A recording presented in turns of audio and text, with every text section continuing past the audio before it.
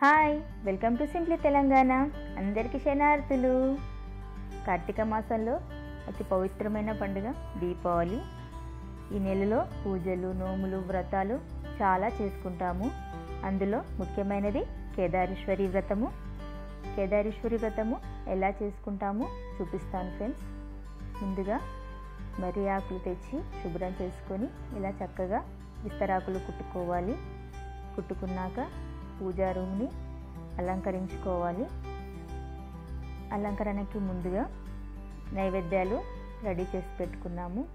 బెల్లం అన్నము, కాకరకాయ పులుసు, పప్పు, గుమ్మడికాయ పప్పు, బెల్లం బూరెలు, తర్వాత కొద్దిగా పప్పుతో పచ్చన్నము వండుకోవాలి.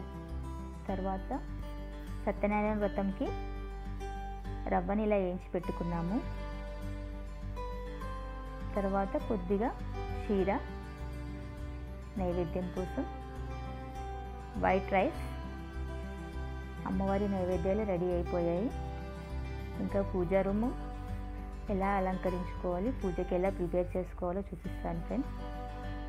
ఇట్లా మర్రి ఆకులు పెట్టుకున్నాక అందులో బూరెలు, మర్రి గూడలు, ఆకులు అన్నీ ఇలా పెట్టుకొని గౌరమ్మని చేసుకొని పెట్టుకోవాలి ఫ్రెండ్స్.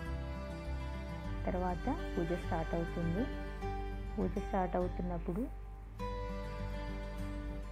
చాలా జాగ్రత్తగా చేసుకోవాలి, టైం పడుతుంది.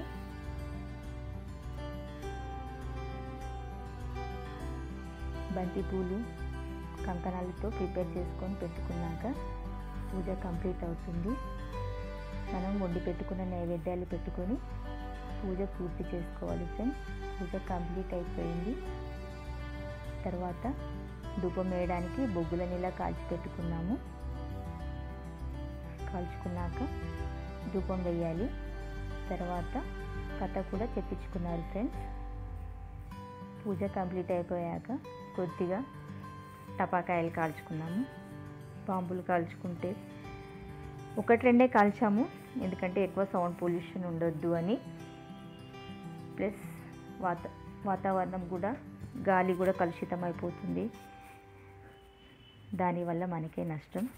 కొద్దిగా 2-3 క్లిప్స్ యాడ్ చేశాను.